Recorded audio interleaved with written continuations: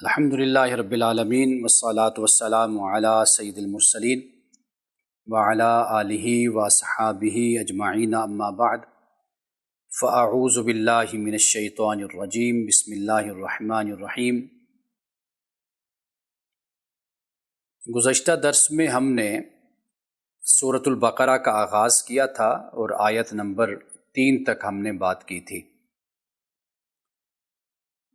اور آیت نمبر 3 تک جو بات ہوئی وہ بات یہ ہے کہ اللہ کی یہ کتاب ہدایت ہے متقین کے لیے، اور متقین جو بن دیکھے ایمان لاتے ہیں اور نماز قائم کرتے ہیں اور اس سے جو ہم نے ان کو دیا خرچ کرتے ہیں۔ یعنی اس سے جو بات ہمیں سمجھائی اور بتائی گئی ہے کہ قرآن مجید ہدایت تو ہے ہی، لیکن جو سامنے مخاطبین ہیں جب تک ان میں جذبہ ایمان کا اور کچھ کر دکھانے کا نہیں ہوگا تو اس وقت تک قرآن مجید ان کے لیے ہدایت نہیں بنے گا۔ یعنی کہ جیسے میں ایک مثال دیتا ہوں کہ کلاس میں استاد سب کے لیے استاد ہوتا ہے، وہ کلاس 20 اسٹوڈنٹس کی ہو، وہ 30 کی ہو، وہ 40 کی ہو، وہ 50 کی ہو، اب وہ استاد سب کے لیے استاد ہے، لیکن ہم یہ دیکھتے ہیں کہ اس میں سے وہی بچے اپنے استاد سے استفادہ کرتے ہیں، فائدہ اٹھاتے ہیں کہ جو اپنے استاد کی بات پر توجہ کرتے ہیں، کان دھرتے ہیں اور سیکھنے کا جذبہ رکھتے ہیں، تو وہی اپنے استاد سے کچھ حاصل کر پاتے ہیں اور پھر زندگی میں نام بناتے ہیں۔ تو یہ کہہ دینا کافی نہیں ہوتا کہ کہ اگر یہ چیز مہیا ہے، موجود ہے، دستیاب ہے، تو اس موجود چیز کا جو اثر ہے وہ خود بخود دوسری شخصیت تک یا دوسرے شخص تک یا دوسرے مقام تک پہنچ جاتا ہے، ایسا ممکن نہیں ہوتا۔ اس لیے کہ آپ سنانا اسے ہی چاہتے ہیں، اسے ہی سنا سکتے ہیں جو سننا چاہتا ہو، آپ دکھا اسی کو سکتے ہیں جو دیکھنا چاہتا ہو، اور آپ عبرت اسی کے لیے پیدا کر سکتے ہیں جو عبرت حاصل کرنا چاہتا ہو۔ تو ایسا نہیں ہے کہ قرآن مجید تو ہدایت ہے اور انسان اس ہدایت کا اگر طالب نہیں ہے تو وہ کوئی ہدایت زبردستی تو اس پر مسلط نہیں ہوگی۔ اب آپ دیکھیے کہ رسول اللہ صلی اللہ علیہ وسلم جس معاشرے میں تشریف لائے، حضرت ابوبکر صدیق رضی اللہ تعالی عنہ نے ہدایت قبول فرمائی، حضرت عمر نے، حضرت عثمان نے، حضرت علی نے، دیگر صحابہ نے، یعنی ان سے کوئی رشتہ داری بھی نہیں تھی اور کوئی تعلق بھی نہیں تھا، نہ کوئی خونی تعلق تھا، لیکن وہ ہدایت یافتہ بنے۔ اب دوسری طرف ابو جہل بھی ہے، ابو لہب بھی ہے، اور دیگر لوگ ہیں جن کا تعلق قریش سے ہے یا بنو ہاشم سے ہے یا دیگر قبائل سے ہے۔ اب آپ دیکھیں کہ وہ اس سے محروم رہتے ہیں، حالانکہ ہدایت قرآن مجید ان کے لیے بھی ہے، سب کے لیے ہے۔ تو اس لیے یہ جو اللہ پاک فرماتا ہے کہ ہدایت ہے متقین کے لیے، تو متقین کے لیے اس لیے فرمایا کہ ہدایت اسی کے لیے بنے گی کہ جو یہ جذبہ رکھتا ہے کہ وہ اپنا تزکیہ کرے، وہ ایمان لائے اور نیکی کے راستے کو وہ اختیار کرے، اپنے آپ کو جھوٹ سے، فریب سے، بدعنوانی سے اپنے آپ کو بچائے، عبادات کی پابندی کرے، معاملات کو بہتر کرے، اپنے عقائد کی درستگی کرے، تو وہی شخص ہوتا ہے، اسی کو ہی ہدایت ملتی ہے۔ جو نہیں چاہتا تو اس پر تو کبھی بھی ہدایت کو مسلط نہیں کیا جا سکتا۔ یہ بات میں اس لیے کہہ رہا ہوں کہ ہمارے ہاں بہت سے لوگ یہ سوال کرتے ہیں کہ یہ قرآن ہدایت ہے متقین کے لیے، اگرچہ قرآن پاک میں ہدی للناس بھی ہے کہ ہدایت ہے لوگوں کے لیے، لیکن ہدایت کا ایک درجہ ہوتا ہے۔ تو یہاں پر اللہ سبحانہ و تعالیٰ نے اس بات کو بالکل واضح کر دیا ہے کہ قرآن ہدایت ہے متقین کے لیے، تقوی شعار کے لیے۔ اب وہ کون ہیں کہ جو بن دیکھے ایمان لاتے ہیں، نماز قائم کرتے ہیں اور اس سے جو ہم نے دیا اس سے وہ خرچ کرتے ہیں۔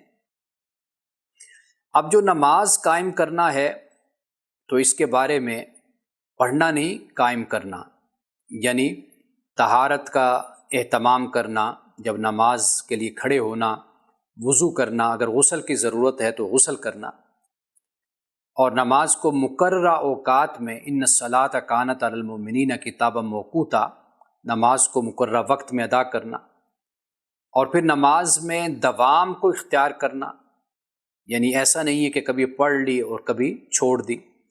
نماز کی محافظت، حافظوا علی الصلوات والصلاۃ الوسطیٰ، نگرانی کرنا نماز کی کہ نماز کا ٹائم ہے تو نماز کو پڑھنا، ریاکاری سے پاک زندگی اختیار کرنا، یہ بھی نماز ہی کے حوالے سے اللہ پاک نے قرآن پاک میں بیان کیا ہے۔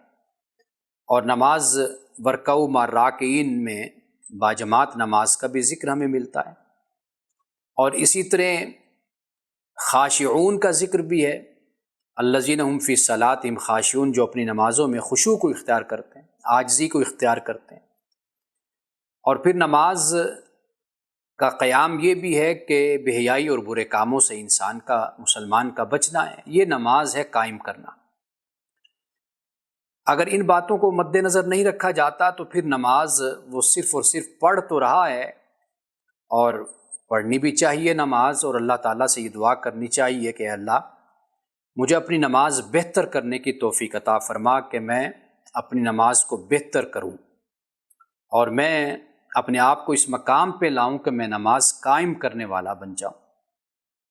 تو اس لیے قرآن پاک میں اقامت الصلاۃ کا ہمیں ذکر ملتا ہے، نماز کے پڑھنے کا ذکر، یعنی قرآن پاک میں اللہ نے کہیں نہیں یہ فرمایا کہ نماز پڑھو۔ تو نماز پڑھنا یہ تو شامل ہی ہے نماز کے قائم کرنے میں، یعنی ہم یہ نہیں کہہ سکتے کہ اللہ نے کہا کہ نماز قائم کرو تو لہٰذا پڑھنا کہاں لکھا ہوا ہے، یہ نہیں ہم کہہ سکتے، اس لیے کہ نماز کا جو پڑھنا ہے یہ در حقیقت بنیاد ہے، تو بنیاد ہی نہیں تو عمارت کہاں سے کھڑی ہوگی؟ تو لہٰذا پہلا عمل یہی ہے کہ انسان نماز پڑھتا ہے، اور پھر نماز جب پڑھتا ہے تو پھر اسی نماز کا خیال کرتے ہوئے، اسی نماز کے متعلق جو شرائط ہیں، جو حدود ہیں، جو قیود ہیں، پھر ان کا خیال بھی کرتا ہے۔ تو یہ جو ہمارے ہاں فلسفہ پایا جاتا ہے کہ جی اللہ نے تو نماز قائم کرنے کا کہا ہے، اللہ نے پڑھنے کا تو نہیں کہا، تو نماز قائم کرنا کب ہوتا ہے؟ نماز قائم کرنا تب ہی ہے کہ جب آپ نماز کو پڑھیں گے۔ اگر نماز میں توجہ حاصل نہیں ہوتی یا نماز میں انسان پر کیفیت نہیں ہے تو اللہ تعالیٰ سے دعا کرنی چاہیے۔ اس مسئلے کا حل یہ تو نہیں ہوتا کہ بھئی آپ نماز ہی پڑھنا چھوڑ دیں، تو نماز تو پڑھنی ہے۔ آپ پر ایک دوائی اگر اثر نہیں کرتی، میڈیسن، تو واضح بات ہے کہ آپ میڈیسن کو چینج کرتے ہیں۔ ایسا تو نہیں ہو سکتا کہ آپ میڈیسن ہی چھوڑ دیں، آپ کہیں جی مجھے کوئی فائدہ نہیں ہے تو لہٰذا میں میڈیسن ہی نہیں لے رہا، تو اس سے تو بیماری اور بڑھتی ہے۔ تو اسی لیے اللہ پاک جب یہ فرماتا ہے نماز قائم کرنا ہے تو اس سے مراد یہی ہے کہ نماز پڑھو گے تو پھر اسی نماز کو مد نظر رکھ کر جو خرافات اور جو خرابیاں تمہاری زندگی میں ہوں گی تم اس کو ختم کرو گے۔ تو اللہ کی بارگاہ میں حاضر ہونا یہ تصور بھی بڑا گہرا تصور ہے، یعنی یہ ایسے ہی ہے کہ جیسے آپ نے کہیں پر حاضری دینی ہے، آپ نے جانا ہے، تو اگر آپ کو اس بات کا خیال ہو کہ بھئی میں وہاں جاؤں گا تو مجھ سے پوچھا جائے گا، یا میں کسی شخص کے پاس جا رہا ہوں تو مجھ سے سوالات ہو سکتے ہیں، میرے بارے میں پوچھا جا سکتا ہے، تو پھر آپ کچھ نہ کچھ تیاری کرتے ہیں، اپنے آپ کو بہتر بناتے ہیں۔ تو یہ در حقیقت معاملہ ہے کہ یہ شعور ہمارے اندر ہونا چاہیے کہ ہم اللہ کی بارگاہ میں حاضر ہوتے ہیں، نماز پڑھتے ہیں۔ اور اس کا ایک حل میں نے آپ کو یہ بھی بتایا تھا کہ قرآن مجید سے آپ جو بھی تلاوت کرتے ہیں، سورۃ الفاتحہ پڑھتے ہیں یا کوئی بھی سورت پڑھتے ہیں، تو آپ یہ ذہن میں رکھیں کہ اگر آپ کو اس کا ترجمہ اگر آپ کو آ جاتا ہے، اس ترجمے سے بھی آپ کو بڑا فائدہ ہوتا ہے۔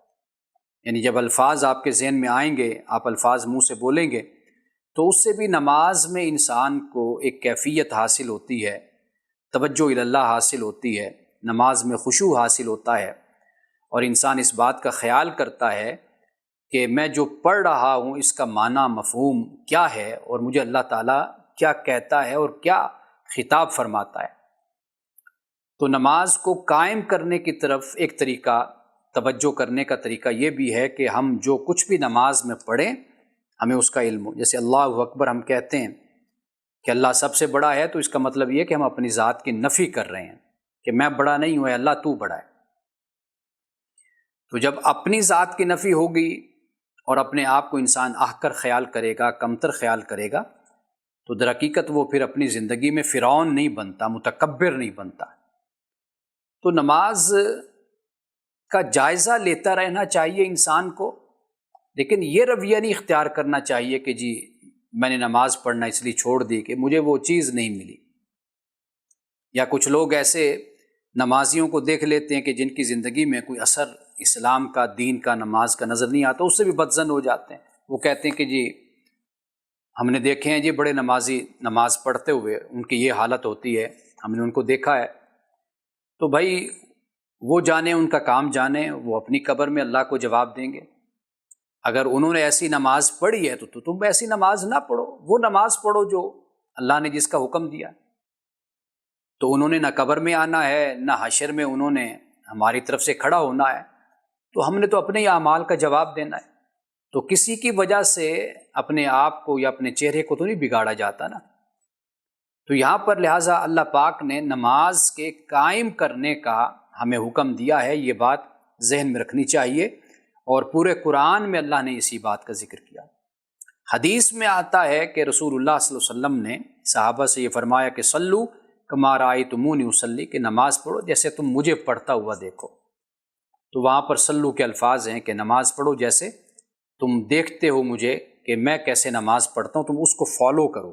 اب اس کے بعد اقامت الصلاۃ کے بعد پھر اللہ نے خرچ کرنے کا ذکر کیا۔ یہ میں پہلے اس پر بات کر چکا کہ ان دونوں کو اللہ نے ساتھ ساتھ، کیونکہ نماز آپ اکیلے پڑھتے ہیں، لیکن کوئی یہ نہ خیال کر لے کہ اسلام صرف یہ کہتا ہے کہ بھی آپ نماز پڑھو، اور معاشرے سے اسلام انسان کو بالکل ہی بے پرواہ کر دیتا ہے۔ نہیں، اللہ تعالیٰ نے مال کے خرچ کرنے کا ذکر بھی اس کے ساتھ کر دیا، تاکہ یہ غلط فہمی بھی دور ہو جائے کہ ایسا نہیں ہے کہ بس مسجد میں جا کر بیٹھے رہو، بلکہ عملی زندگی میں تجارت کرو گے، کاروبار کرو گے، محنت کرو گے، اس میں سے جو پھر اللہ کی راہ کے لیے نکالو گے تو پھر اس کو اللہ کے بندوں پر تم خرچ کرنا۔ تو یہاں پر اس کا بھی اللہ پاک نے ذکر کر دیا۔ اب اس کے بعد ہم آگے چلتے ہیں۔ والذین یؤمنون بما انزل الیک وما انزل من قبلک، اور جو ایمان لاتے ہیں اس پہ جو آپ کی طرف نازل کیا گیا، یعنی رسول اللہ صلی اللہ علیہ وسلم کی طرف نازل کیا گیا، وہ کیا ہے؟ وہ قرآن مجید ہے۔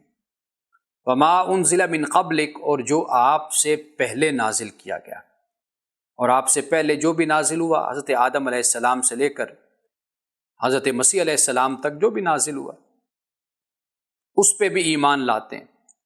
یہاں تو قرآن مجید نے اجمال کے ساتھ بات کی ہے، اختصار کے ساتھ، لیکن آگے قرآن مجید میں بڑی تفصیل کے ساتھ ان مسئلوں پر اور عقائد پر، مبادیات دین پر پھر روشنی ڈالی گئی ہے، وضاحت کی گئی ہے۔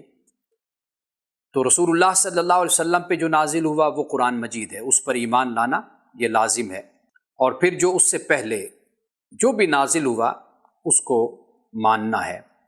قرآن پاک نے مصدق کہا کہ یہ قرآن پاک مصدق ہے، یعنی جو پہلی کتابیں ہیں ان کی تصدیق کرنے والا ہے یا ان کا مصداق ہے، یعنی جو بھی تورات میں، انجیل میں، پہلی کتابوں میں بشارت دی گئی حضور علیہ الصلوۃ والسلام کے متعلق یا قرآن مجید کے متعلق، تو اس کے یہ مصداق ہے، اس بشارت کے، اس خوشخبری کے، اس خبر کے، یہ قرآن مجید مصداق ہے۔ ایک تو یہ مصداق کا مطلب ہو جاتا ہے، تصدیق سے مراد یہ ہے کہ اللہ سبحانہ و تعالیٰ نے جو احکام پہلے دیے تھے دین کے حوالے سے، قرآن اس کی تصدیق کرنے والا ہے، قرآن نے اسے کوئی مختلف بات نہیں کی۔ ہاں اگر کوئی تحریف ہوئی، کوئی کمی بیشی کی گئی تو قرآن پاک نے اس کی وضاحت کر دی اور اس کے بارے میں بتا دیا کہ یہ جو کچھ پہلی کتابوں میں ہے وہ تحریف ہے، اس کو خود ان لوگوں نے تبدیل کیا، بدلا ہے۔ تو قرآن مجید نے جو اللہ کی پیور بات ہے، خالص بات ہے، اس کو قرآن پاک نے بیان کر دیا۔ تو لہٰذا یہ بات ذہن میں ہونی چاہیے کہ مسلمان اس وقت تک مسلمان نہیں بن سکتا کہ جب تک وہ رسول اللہ صلی اللہ علیہ وسلم سمیت، آپ پر تو ایمان لانا ہی ہے، ختم نبوت ہے، آپ سے پہلے جتنے پیغمبر ہیں جب تک ان پر وہ ایمان نہیں لاتا تو وہ مسلمان نہیں ہو سکتا۔ تو یہاں پہ اللہ پاک نے بالکل واضح طور پر بیان فرما دیا۔ اب اس کے بعد فرمایا وَبِالْآخِرَةِ هُمْ يُوقِنُونَ، آخرت پر وہ یقین رکھتے ہیں۔ اب ایک ہے ایمان اور ایک ہے یقین، یعنی ایمان کا دعویٰ لوگ کرتے ہیں لیکن ایمان کے دعوے پر عمل کرنے والے نہیں ہوتے، یعنی صرف ان کا دعویٰ ہی ہوتا ہے۔ لیکن جب قرآن پاک نے یقین کی بات کی ہے تو اس سے مراد یہ ہے کہ آخرت پر ان کا پختہ ایمان ہے، کسی قسم کا کوئی شک اور شبہ نہیں ہے، ایسا نہیں منہ سے کچھ کہتے ہیں اور دل میں ان کے کچھ ہے۔ یہ متقین ہیں، یہ ایمان والے ہیں۔ اور آخرت کا جو عقیدہ ہے یہ ذہن میں رکھ لیجئے کہ دنیا میں کوئی کمی بیشی ہو سکتی ہے، یہاں پر بھی عدالتیں ہیں، یہاں پر بھی جسٹس ہے، یہاں پر بھی منصف ہے، سب کچھ ہے، لیکن کئی مرتبہ ایسا ہوتا ہے کہ آخر انسان ہے، یا تو ارادتاً جان بوجھ کر ناانصافی کرتا ہے، یا یہ ہے کہ اس سے غلطی ناانصافی ہو جاتی ہے، یا پھر یہ ہوتا ہے کہ قانون میں ہمیشہ جو فیصلہ کیا جاتا ہے وہ گواہیوں پر کیا جاتا ہے، شہادتوں پر کیا جاتا ہے، یعنی شہادتوں اور گواہیوں سے مراد یہ ہے کہ جو موجود ہے، جو ظاہر ہے، اس کے مطابق فیصلہ ہونا ہوتا ہے۔ لیکن آخرت اس میں جا کر، یعنی اس دنیا میں اور اس جہان میں اور اس زمانے میں جا کر کسی کے ساتھ کوئی زیادتی نہیں ہوگی۔ اللہ سبحانہ و تعالیٰ سمیع ہے، بصیر ہے، خبیر ہے، علیم ہے۔ تو دنیا میں اگر کوئی بھی زیادتی کسی نے کسی کے ساتھ کی اور پھر وہ اس زیادتی سے بچ گیا اور نکل گیا ہاتھ سے، تو یہ مختصر سی زندگی، فانی زندگی تو وہ گزار لے گا، لیکن آگے جب اللہ کی بارگاہ میں وہ پہنچے گا تو پھر وہاں پر اس سے حساب و کتاب ہوگا اور اس سے پھر پوچھا جائے گا۔ تو اس لیے آخرت در حقیقت یہ اس لیے برپا ہوگی، جواب دہی کے لیے۔ ایک مسلمان اور مومن اس معاملے میں کبھی بھی اس وہم اور گمان میں مبتلا نہیں ہوتا کہ جی ٹھیک ہے، آخرت جب آئے گی، قیامت آئے گی، ابھی تو اس کو بڑا وقت پڑا ہوا ہے۔ لیکن انسان یہ دیکھے کہ وقت تو اس کے آنے میں ہے یا نہیں ہے، یہ تو اللہ جانتا ہے، لیکن میرے پاس کتنا وقت ہے؟ اب تو اعمال کی مہلت میرے پاس ہے کہ میں اچھے کام کر سکتا ہوں، لیکن میں یہ دیکھوں کہ میرے پاس کتنی مہلت پیچھے رہ گئی۔ اگر میری عمر 50-55 سال ہے، اب پیچھے میرے پاس کتنا وقت رہ گیا کہ میں ابھی قیامت کے بارے میں یہ کہوں کہ ہاں ابھی قیامت آئے گی، پتہ نہیں وہ کب آتی ہے، کون سا وقت ہے اس کا، صدیوں پڑی ہوئی ہیں، کتنی صدیاں ہیں، معلوم نہیں کب قیامت آئے۔ تو مجھے اس سے کیا؟ میرا معاملہ تو یہ ہے کہ یہ صدی تو کیا، یعنی اگلی صدی تو کیا، اس صدی میں بھی شاید میں ہوں یا نہیں ہوں، میرے پاس کتنا وقت ہے۔ تو یہ در حقیقت رسول اللہ صلی اللہ علیہ وسلم نے فرمایا کہ مرنے والا جب مر جاتا ہے، مرتا ہے، تو اس کی قیامت اسی وقت قائم ہو جاتی ہے۔ تو اس لحاظ سے تو ہم اپنی اپنی قیامت کی فکر کریں کہ ہمارے پاس کتنا وقت ہے، ہماری قیامت تو بہت قریب ہے، برپا ہونے والی ہے۔ زندگی کے کتنے سال ہیں؟ ویسے تو لمحے کا اعتبار نہیں ہے، لیکن کتنے سال ہمارے پاس ہیں، تبھی حوالے سے یا جو ایوریج ایک زندگی ہوتی ہے اس کو مد نظر رکھا جائے۔ تو میں اس بڑی قیامت کے بارے میں تو سوچ کر اپنے آپ کو بے پرواہ کر لوں لیکن یہ جو چھوٹی قیامت جو بالکل میرے قریب ہے، میرے سر پر موجود ہے، یعنی جیسے حضرت علی نے فرمایا کہ جو موت ہے یہ زندگی کی محافظ ہے، یعنی زندگی اسی کے ساتھ ہے، بس جیسے زندگی گئی تو موت آ گئی، موت ہے تو زندگی نہیں ہے۔ تو یہاں پر جو آخرت کا ذکر کیا گیا وہ در حقیقت جواب دہی کا احساس ہے کہ ہم نے جواب دینا ہے اپنے اعمال کا۔ مرنے کے بعد اب اعمال کا سلسلہ منقطع ہو گیا، اب جزا اور سزا ہے، بس اب جو کر لیا اب اس پر نتیجہ تیار ہو رہا ہوگا۔ یعنی جیسے انسان پیپر دیتا ہے تو پیپر دینے کے بعد ایگزامینر پھر پیپر چیک کرتا ہے، چیک کرنے کے بعد پھر وہ نمبر دیتا ہے، مارکس دیتا ہے۔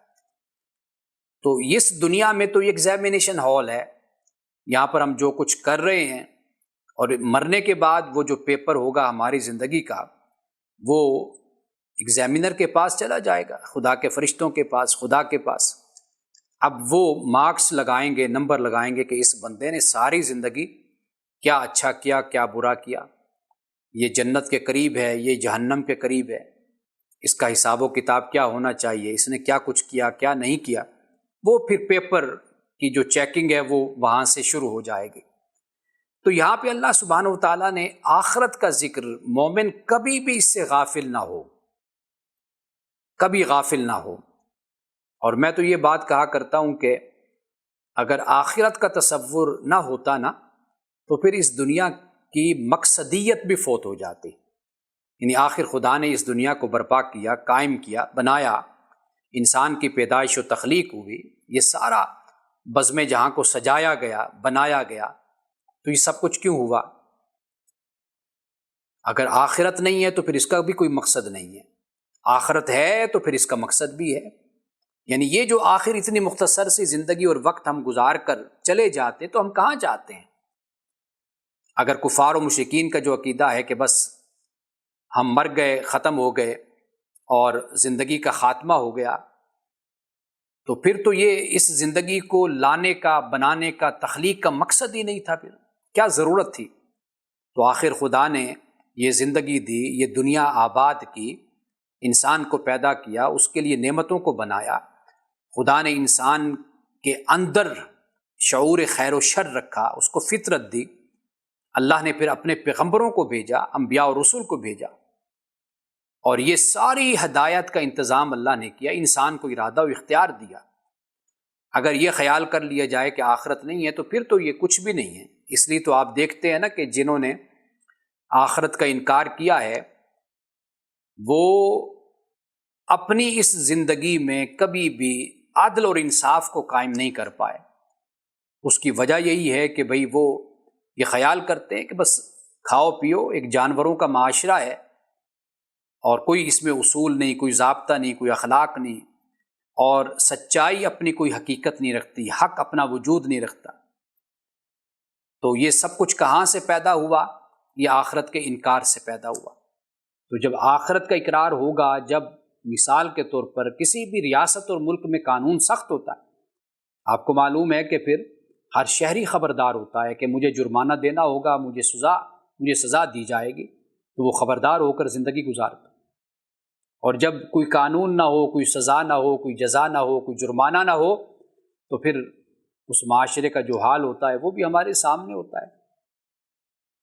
تو اس لیے آخرت کی بڑی اہمیت ہے، قرآن پاک نے اس پر بہت زیادہ زور دیا ہے۔ دو چیزوں کو بیان کیا گیا، اللہ اور یوم آخرت، اللہ اور یوم آخرت۔ اس کا مطلب یہ نہیں ہے کہ اب نبوت اور رسالت پر کوئی ایمان نہیں لاتا تو خیر ہے، بس اللہ اور یوم آخرت کو مانتا رہے۔ بات یہ ہے کہ اللہ اور یوم آخرت پر ایمان لانے کے لیے بھی تو درمیان میں کوئی واسطہ و وسیلہ ہوتا ہے نا۔ محمد رسول اللہ صلی اللہ علیہ وسلم نے ہمیں اللہ کا بتایا، ہمیں آخرت کا بتایا۔ جب عقائد و نظریات پر اور دین پر جب روایات، رسوم اور بدعات اور خرافات کی جب ڈسٹ اور گرد جم جاتی ہے تو پھر پیغمبر آ کر اس کو صاف بھی تو کرتا ہے، انسانوں کو بتاتا ہے آ کر۔ تو وہ اس کو مانیں گے تو اللہ اور یوم آخرت کو مانیں گے نا۔ تو یہ کیسے ممکن ہو سکتا ہے کہ ہم کہیں کہ ہم اللہ اور یوم آخرت کو مان رہے ہیں اور درمیان میں سے کوئی بھی واسطہ اور وسیلہ نہ ہو کہ جس نے ہمیں ہدایت رہنمائی ہم تک پہنچائی، جو خدا کا پیغمبر تھا، خدا کا نمائندہ تھا کہ جس نے ہم تک رہنمائی کو پہنچایا۔ تو لہٰذا اللہ اور یوم آخرت، ان کے درمیان رسول بھی واسطہ ہے، تو وہ انڈرسٹوڈ بات ہے۔ تو اس کا کئی دفعہ یعنی قرآن پاک نے جہاں پر ترتیب سے بیان کیا عقائد کو، تو وہاں پر آپ جانتے ہیں کہ اللہ کا بھی ذکر ہے، رسولوں کا بھی ذکر ہے، ملائکہ کا بھی ذکر ہے، کتب کا بھی ذکر ہے، نبیین کا ذکر ہے، یوم آخرت کا ذکر ہے، سب کا ذکر ہوتا ہے پھر، یعنی رسول اور نبیین ایک ہی بات ہے، تو پھر وہاں پر سب کا ذکر ہے۔ کہیں پر چونکہ قرآن کوئی ایسی کتاب نہیں ہے جیسے ہم کتاب لکھتے ہیں کہ ایک ہی عنوان کے تحت سارا کچھ ہم جمع کر دیتے ہیں پھر دوسرا چیپٹر شروع کر دیتے ہیں، قرآن تو ایسے نہیں ہے۔ تو قرآن میں جہاں بھی اللہ اور یوم آخرت کا ذکر ہے تو اس سے ہرگز یہ تصور نہیں ہے کہ بس ان دونوں کی بنیاد پر بخشش و مغفرت ہو جانی ہے، چاہے بے شک کسی رسول کو آپ مانو نہ مانو، ایسا نہیں ہے۔ اس سے مراد یہ ہے کہ اللہ اور یوم آخرت کو جب ماننا ہے تو واضح بات ہے، تو رسول اور نبی کے بغیر کون مانتا ہے؟ تو یہ بڑی بنیادی بات ہے، اس کو سمجھنا چاہیے ہمیں۔ اور بدقسمتی سے کہ آخرت کا تصور، جواب دہی کا تصور ہماری زندگیوں سے ختم ہو چکا۔ اب ہماری صورتحال یہ ہے کہ بس جو بھی معاملات زندگی ہمارے چلتے رہتے ہیں، اس میں کہیں بھی کبھی بھی ہم اس بات کا خیال نہیں کرتے کہ میری یہ بات جو میں لکھ رہا ہوں، بول رہا ہوں، آیا کہ اس کا مجھے کل کہیں کسی عدالت میں جواب دینا ہے یا نہیں دینا۔ دنیا کی عدالتوں سے تو میں بچ جاؤں گا، یہ تو بڑی اہم عدالت ہے۔ مجھ سے ایک مرتبہ، میں یورپ میں تھا تو مجھے ایک مرتبہ ٹیچر نے یہ بات مجھے کہی کہ قانون کون سا ہے ایسا کہ جو انسان کے لیے جس کی پابندی کرنا مشکل ہے یا آسان ہے؟ تو میں نے کہا کہ جو ملک کا قانون ہے اس پر پابندی کرنا یہ انسان کے لیے مشکل نہیں ہے۔ اس کی وجہ یہ ہے کہ پتہ ہے کہ ابھی میں نے یہ غلطی کی تو مجھے اس کا جرمانہ پڑ جائے گا، لیکن جو خدا کا قانون ہے اس پر پابندی کرنا انسان کے لیے اس لیے مشکل ہوتا ہے کہ وہ ہماری آنکھوں کے سامنے اس کی کوئی سزا نافذ نہیں ہو رہی ہوتی۔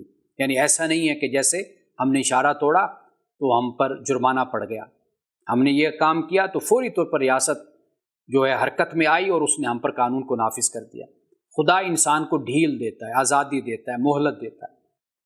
اور پھر اللہ نے آخرت کا ذکر کیا ہے، قیامت کا ذکر کیا ہے، تو انسان یہاں پر آ کر دھوکہ کھا جاتا ہے کہ وہ یہ سمجھتا ہے کہ بس میں یہاں سے بچ کر نکل گیا، میں نے بند کمرے میں گناہ کر لیا، غلطی کر لی، خطا کر لی تو بس وقت گزر گیا۔ نہیں، وقت نہیں گزرتا، یہ بات ذہن میں رکھنی چاہیے۔ وَإِن تُسَعِّرْ خَدَّكَ لِلنَّاسِ وَلَا تَمْشِ فِي الْأَرْضِ مَرْحًا، یہ جو سورۃ لقمان میں بیان کیا گیا، وہاں پر اللہ پاک نے حضرت لقمان نے جو نصیحتیں اپنے بیٹے کو کی تو وہاں پر اس بات کو بھی بیان کیا کہ بیٹا ایک رائی کے دانے کے برابر بھی اگر تم نے کوئی عمل کیا ہے اور وہ کسی چٹان، کسی پہاڑ کے نیچے کہیں پر پڑا ہوا ہے تو کل قیامت کے دن اللہ تعالیٰ اس کو بھی نکال کر لے آئے گا۔ یعنی وہاں پر تو جواب دہی احتساب کا یہ عالم ہے۔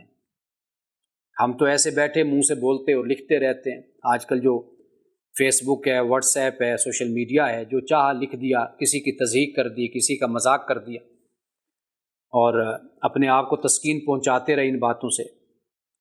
تو ان باتوں میں ہمیں خیال کرنا چاہیے کہ ان کا ہمیں جواب دینا ہے ضرور۔ ہم بھول جائیں لیکن خدا نہیں بھولتا، یہ بات ذہن میں ہمیں رکھنی چاہیے۔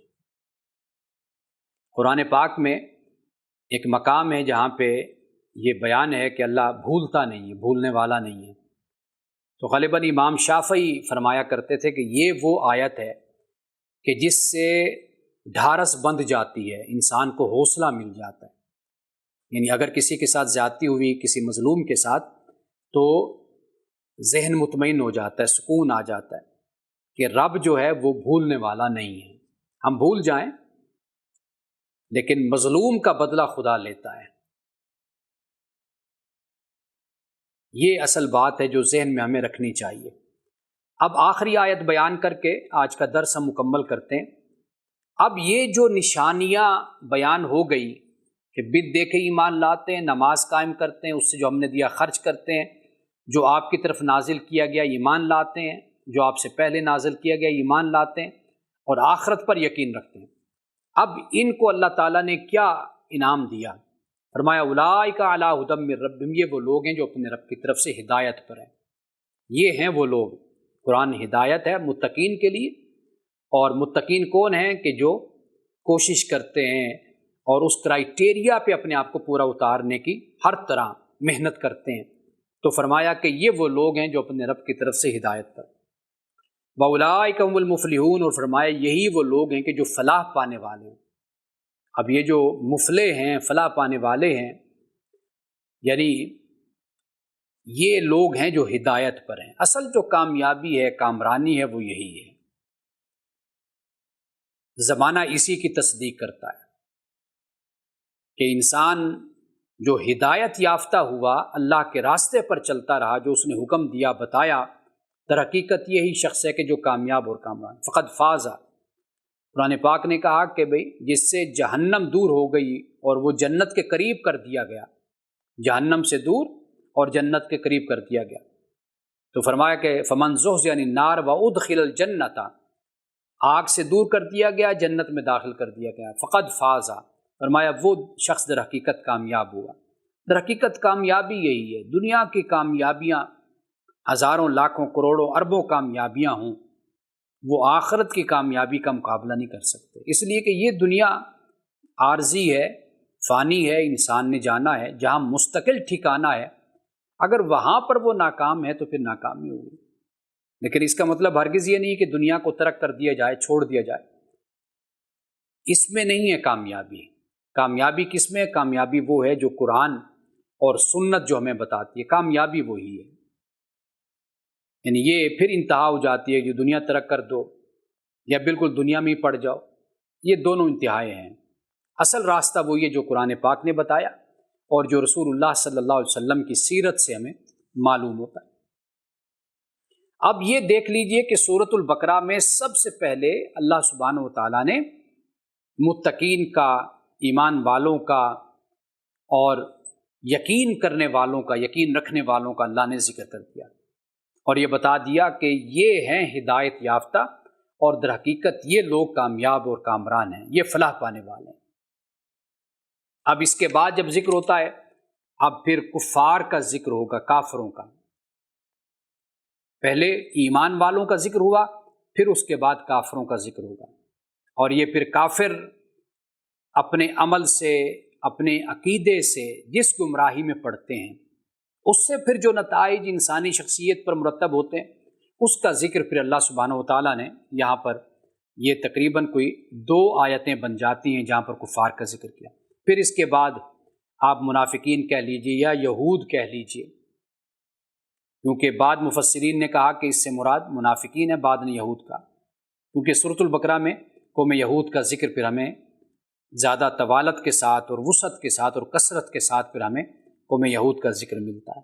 بہرحال ہم انشاءاللہ تعالیٰ جیسے جیسے ہم آگے بڑھتے جائیں گے تو ہم ہر گروہ کا مطالعہ کریں گے جس کے بارے میں قرآن پاک نے ہم کو بتایا ہے، اور مقصد صرف یہی ہوتا ہے کہ اپنے آپ کو انسان بہتر انسان بنائے، ایک اچھا مسلمان اپنے آپ کو بنائے۔